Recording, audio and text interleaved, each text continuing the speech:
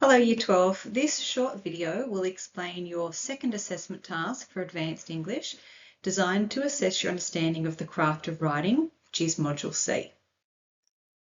As I work through the video, please read along with your gold sheet, and you'll see on the very front page you've got all the primary information. So this is your second assessment task and it is worth 25% of your school assessment results. You'll see that there are two components. Part A is writing imaginative, discursive or persuasive, and part B requires you to reflect on your writing. We'll go through those two parts in another slide in a moment. You'll see also that it is on Wednesday, so please be very mindful of the due date and time. Last term your assessment was due on a Thursday. Today it is it is Wednesday the 5th of March, and it will start promptly at 1:50. Some of you might have scheduled classes that day, but the entire year group will be off their normal classes like art or things like that, Extension English, to be in this incursion to sit this task all at the same time. It will be for the duration of period 4, and if you have an after school class, you will go to that class as normal. You can see the outcomes listed there, and you'll see that the next few slides, what's required of you. Okay, so just to give you some context, this assessment's all about the craft of writing. For this task, you'll either be in the gym or upstairs on level 4. We would like to get you comfortable in those environments. So this is a really good way for you to practice managing your time and learning how to manage an assignment under those time constraints. It will start, like I said, promptly at 1:50, and you'll be finished by the end of period 4. Now, during that period, we're going to be breaking the time up accordingly. You will have 5 minutes planning time and you'll have 45 minutes writing time. Now, for those of you familiar with the way the HSC is designed, you notice that our timing is quite generous. Now, in the real HSC, for Module C, you only have 40 minutes in total, and of course there's no such thing as planning time. But we're not at the HSC yet, so we're adding a few extra elements of support to make it a little bit more accessible for you. So those 5 minutes planning time, you'll have a sheet of paper on the desk in front of you, and you'll be given stimulus options. So we are also trying to give you quite a bit of choice. So you'll see that you'll go to your allocated room. We'll put up lists later. You'll have 5 minutes planning time, and planning time is designed for you to engage with the stimulus because you'll never have seen it before. You can unpack it, you can annotate it, you can design your kind of narrative arc on the planning sheet. Now that planning time is genuinely just on the sheet. You cannot begin writing in your exam booklet. Now, as you see here, it's select 1. Which means you are going to have choice. That's another way we've tried to make this a little bit easier for you. So on the day you can pick which one you think really inspires you, and as the title suggests, it should stimulate your ideas. After those 5 minutes, you'll have 45 minutes to write. Now that is longer than you'll have in the trials and longer than you'll have in the real HSC. Now in those 45 minutes, you're expected to compose 2 elements. The 2 responses will be part A is imaginative, discursive or persuasive, and part B is your reflection.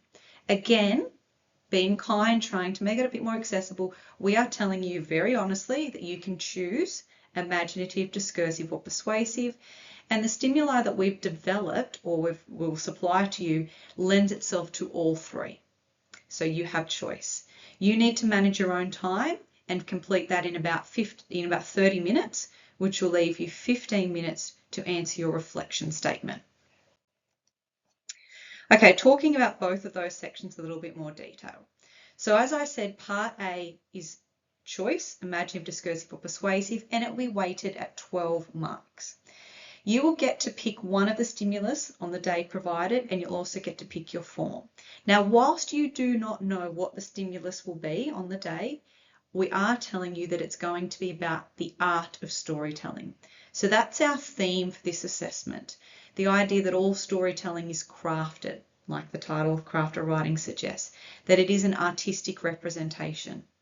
Now, in your response, you pick the stimulus, you can write really about whatever you want, but we would like to see that you use a device or stylistic feature that you have studied by looking at your prescribed texts in class. So thinking about how you might have been inspired by any of the texts that you've done in the Module C unit, your teachers will go through those with you, and how you've used that style or feature for your own benefit. Okay, then part 2 is worth 8 marks, and that's a personal reflection statement. Now you actually have the question right there in front of you. So there's no secrecy for part B, it's right there. You're going to be asked to justify and look at those language choices there. You have to justify the choices that you've made and how you've employed them to shape your authorial meaning. So what was your purpose as an author? So thinking about your purpose and your meaning and how you've achieved that because of the language choices that you have employed. And again, because we've asked you to think about your Mod C mentor text, we'd like you to make that link in your reflection statement and explain to us how you were influenced by any of those texts. Okay, so the marking criteria is there for you. This is what we will be using to mark your assessment tasks. There's 3 dot points, and each dot point represents a different skill that we're assessing. Now, in the simplest language I could possibly give you, the first dot point is really about how engaging your piece is and how well you use that stimulus. The second dot point is how well you're using the form. So discursive, imaginative, persuasive, how crafted is that form? And then lastly is about, like any English assessment, your control of language. So we want to see that it's polished, it's complete, but we also want to see that you've got a range of language devices. So really thinking about your language techniques. You'll see that the skills stay the same the whole way down. From the 12 mark down to the 2s and things like that, and it's just the descriptions of how well you achieve those skills that vary. So an A range response, we want it to be sustained, engaging and skillful. So we're really thinking about the audience. Are you engaging your audience? Are you aware of your audience? Are you crafting your piece? It's not just written, but it's crafted for a purpose. Is there effective control of language, and is that chosen appropriately for context, purpose and style? Okay, part B. Part B is marked out of 8. You can see here that we're also assessing a range of skills. We want to firstly assess how thoughtful you're being about your language choices.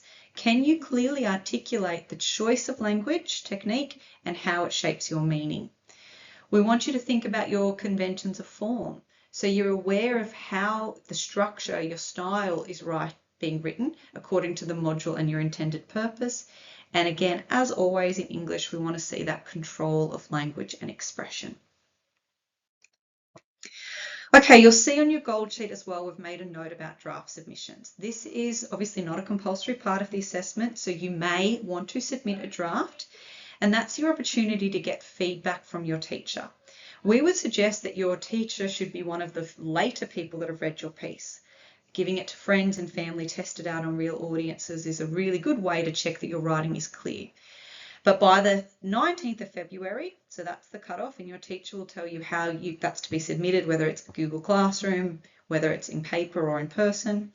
You can submit a Part A. We are limiting it to 600 words. Now we're limiting to that because we don't want to be marking or reading something that's 3,000 words, which obviously you cannot reproduce on the real assessment day. So need to be concise, you need to be thoughtful. Part B, the reflection, will be dealt with in class with your teachers. It won't be a submitted draft hand-in. Now for those of you thinking, okay, how do I get started? Where do I begin? Firstly, I'd be thinking you actually need to think about this assessment task. Start mind mapping your ideas, reading widely, gathering your ideas, start journaling even. You don't need to lock your answer in straight away. Start testing out ideas, write creatively, write openly, write experimentally. Have conversations with your teacher. Think about what are your strengths, what are your weaknesses, what do you feel passionate about? If you were going to be writing with purpose and conviction, it really should be a topic that you have ownership of. Revise even what you've done in class or go back to your reading to write unit. You did a lot of little vignettes and early writing activities back then. Start early, plan your ideas, know the time frame and when things are due. Draft thoughtfully. And really get a complete draft before you start editing. What we see students do all the time is they have one good paragraph and they edit that without even knowing where the next piece is going. Get a whole draft, even if it's not very well edited or polished, before you then go and edit everything. Test out your writing on real readers. Give it to friends, parents, neighbours, people that you trust. Get some feedback. And try, please, Year 12, be brave. This is your opportunity to have a voice and tell us what you think. If you've got any questions, see your classroom teachers, and as always, you can come and have a chat to me as well. Good luck and have fun.